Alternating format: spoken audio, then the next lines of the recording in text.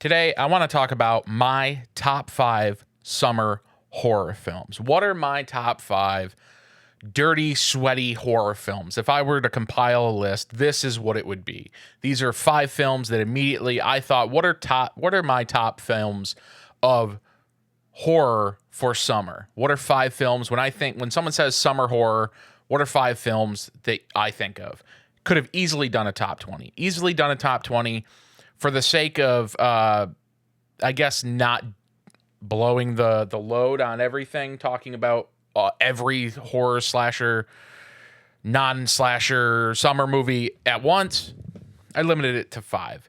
I do have some honorable mentions, but I also will say I didn't want to limit this to slashers because there are plenty of summer slashers, summer camp slashers, but there are monster movies. There are regular horror films that need to be talked about when you talk about summer horror movies. But this is my top 5 sweaty summer horror movies. This is what I got. I would love to hear your list. Comment below. And number 5, we got 1983's adaptation of a Stephen King novel. We got Cujo. Cujo comes out in 1983. This is by far the sweatiest movie, I think, of the 80s. This, Dee Wallace is sweating the entire time with her child in this car. And if you're not familiar with Cujo, galoot Saint Bernard gets bit by a bat, turns rabid, and terrorizes Dee Wallace and her son on their property in their station wagon for 95% of the film. And it sounds like it would be a terrible movie. Like it would be the most boring movie of all time. Again, if you explain certain books Stephen King has written, certain novels Stephen King has written, and you explain them in the simplest of terms, they seem like they would be rather boring.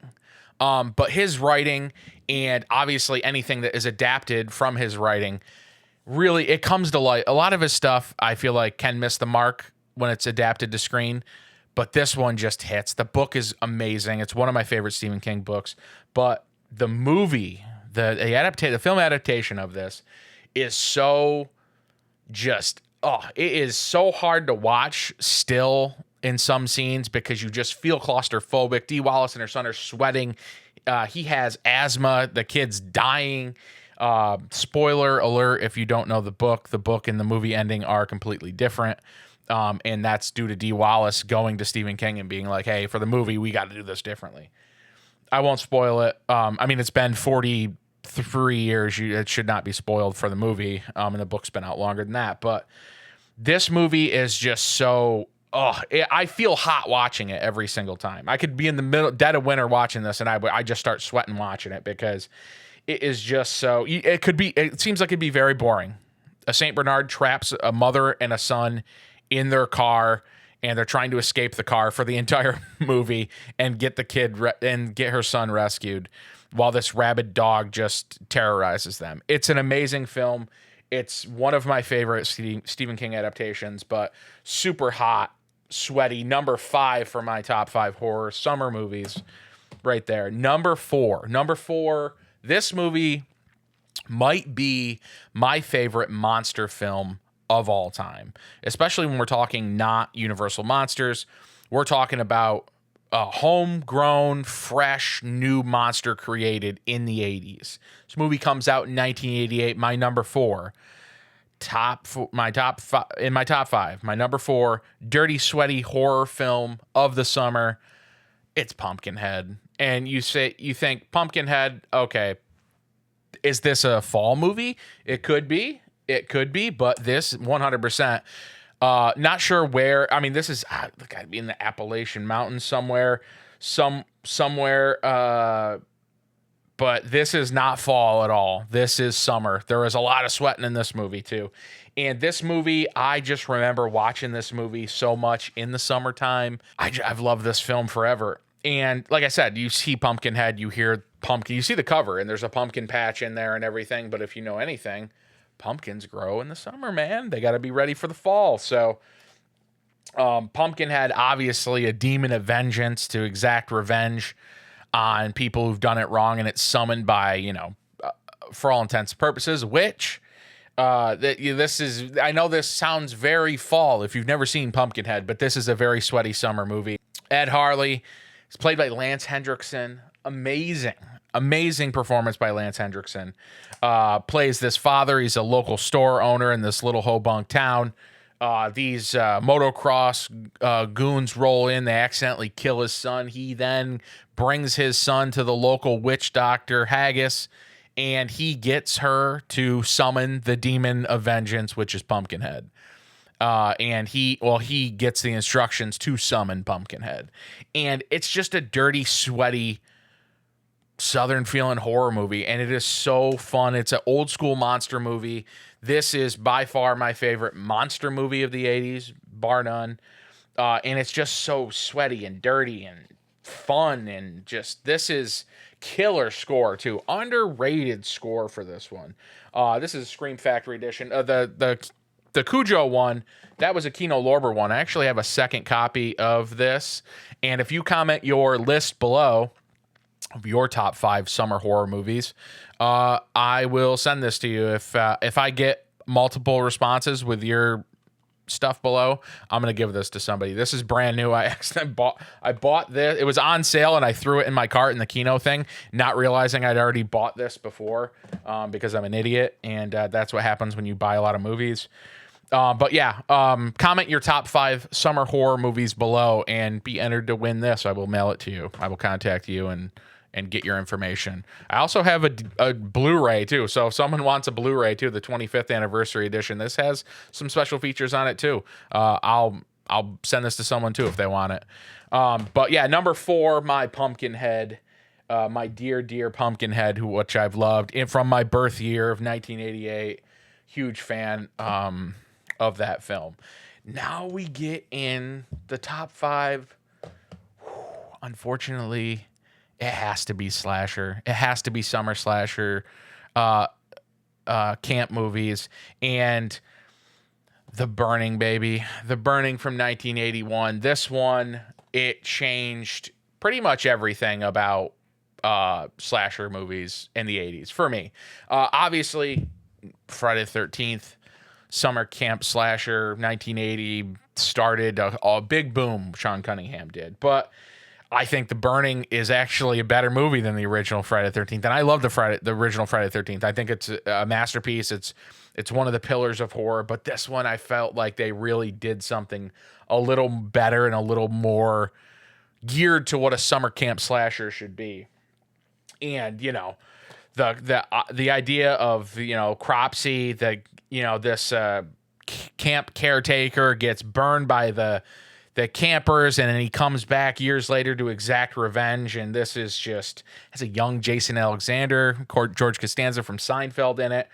Just amazing kills in this. Obviously, Savini does the effects in this one, and it's just, this is literally a perfect summer camp slasher movie.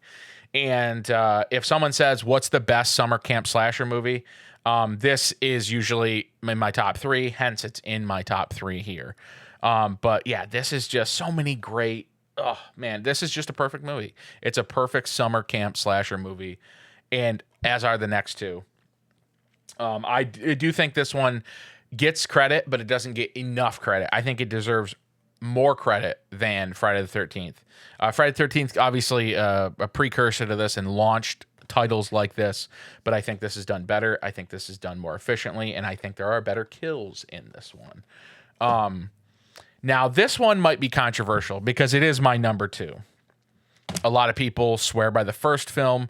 They love it. I love it. I think the first Sleepaway Camp is amazing, but Sleepaway Camp 2, Unhappy Campers, this 4K was put out by Scream Factory a couple years ago, but listen, this is where you start mixing in the fun of the Sleepaway Camp series. And obviously the third one's even more over the top. They were filmed back to back, the second and the third one, but this second one I just love. I love Angela being undercover as this, camp counselor. And she is for all, for all measures, she is a female Jason Voorhees with way more character. She's killing kids that are having sex. She's killing kids that are, doing drugs. Like, she is almost like a prophet of, what's righteous or whatever. And, that was the whole thing with Jason Voorhees. He kills kids if you have premarital sex, if you do drugs, you are a victim in his rampage. And that's kind of like, they kind of roll with that here. Like, it's almost like she's almost like a puritanical vibe. Like, that's her motivation, I guess, is to and obviously, as someone who is, I have very few friends who are straight edge, but I am straight edge. So there is like a tongue in cheek funniness to Angela's, there's been straight edge bands that have used her quotes in this. She's got to say no to drugs. Little line in here that was huge in the 80s. It was, there was all the PSAs that celebrities would have to do after they got nabbed doing drugs and stuff like that. So obviously, fun straight edge hardcore bands would throw this in there. I know Casey Jones, that band had done a quote from this film in there, and obviously that tugs on my heartstrings as an edgeman and super funny. Again, nothing wrong if you're not straight edge. I'm not, my militant straight edge days were in my younger years as a teenager. But yeah, this one is just, it's goofier, it's more fun, it's over the top, it's so summer camp slasher, hilariously bad dialogue in the best way, and just super fun. And Bruce Springsteen's sister Pamela plays Angela perfect. And it's just, this is so much fun. This is one of my ultimate comfort films in the summertime too. And I've yet to watch it. So this is going to be on deck here in the next week or two. The number one, the best summer horror movie of all time in my eyes. I think it's the best Friday the 13th film. We are looking at 1984's The Final Chapter. This is from the Scream Factory box set as well. And yeah, you're talking about the creme de la creme in my eyes. This is obviously got a nice reverse art there, but that is the best. I love the New York, both Jason Takes Manhattan posters.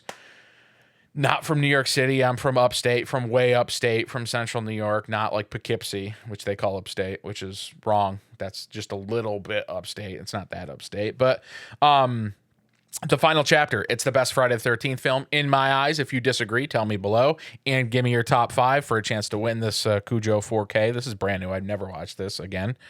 Yeah, Friday the 13th, The Final Chapter. This is the first Friday the 13th film I ever saw.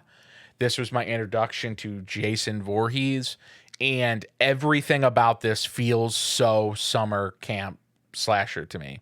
In every sense. This is, there's the goofiness, there's the fun, cheesy dialogue. There is a good story behind it with Rob trying to find his missing sister.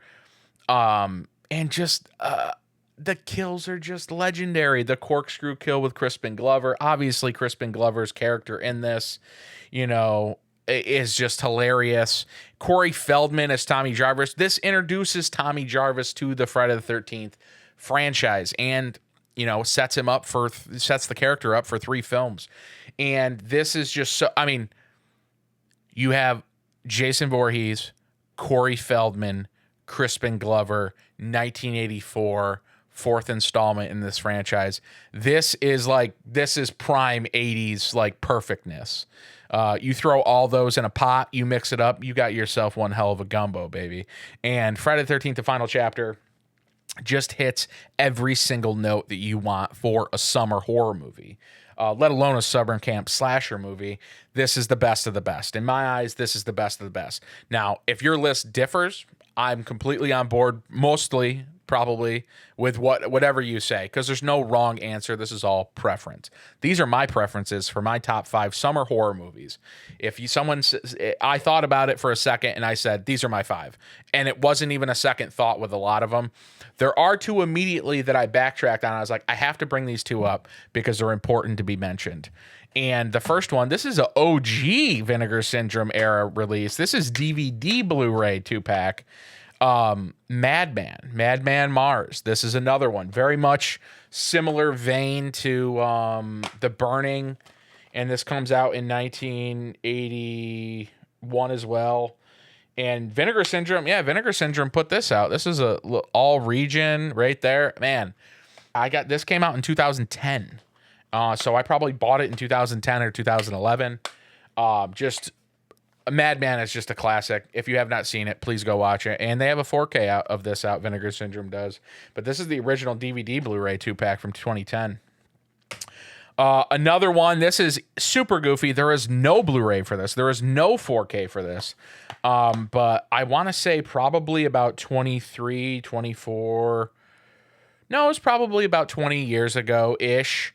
I had seen... No, it was probably like I had seen this once before, but not all of it. And then my buddy Brian, good old BT, brought this over when we were in high school, and we watched it. And I was like, okay, I need to buy this. Anchor Bay, released in 1988, cheerleader camp. Obviously, this is a classic cheerleader camp. This cover was in the video store. I remember it for years. I think I saw it. I caught it on TV, HBO, Cinemax, something like that. Never watched it in full until my high school years. My boy Brian brought it over. We watched it. Me and BT watched this, and it's been in the rotation ever since. Again, no Blu-ray, no 4K of this. This is OG Anchor Bay DVD. This is OG Anchor Bay DVD release from 2004. So, This is Betsy Russell, who's in also one of my favorite 80s movies, Private School. Kind of almost a partial companion piece to Fast Times at Ridgemont High. Not directly related, but kind of is similar in vibe for sure. Alternative title, Bloody Pom-Poms. Look at the insert. Look at our insert right here. Gotta love it. Gotta love Anchor Bay, man. Anchor Bay really, really just... They outdid themselves at an early time, and people are wanting more and more of, nostalgic pieces like this, now that this is 22 years old. So it was about 20 years ago or so. I watched this in full, became obsessed, and had been a fan since, and have owned the Anchor Bay DVD since. Those are my honorable mentions, Madman and Cheerleader Camp. Let me know your top 5 sweaty summer horror films down below. Let me know. And if you comment your top 5 below, you have a chance. I will send someone that comments their top 5 this brand new Kino Lorber Cujo 4K, and it also comes with the Blu-ray. And if someone really wants it, I will send them the old school DVD release of this that was put out by Republic Pictures. Lionsgate put this out. There you go. 25th anniversary. This does have special features on it too. I'll send you these if you comment below. If I like someone's list enough, I'm gonna message them and send them one of those. Comment your top 5 sweaty summer horror movies below. Let me know. Subscribe. Let's get this channel to 500 followers. I need to get to 500 followers by the end of the year.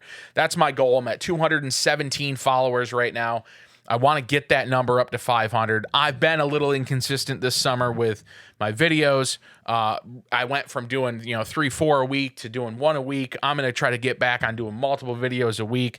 We're going to start doing live streams once I get to 500 followers. Granted, I know this channel's even niche to the niche. There are other channels out there that talk a wide range of stuff.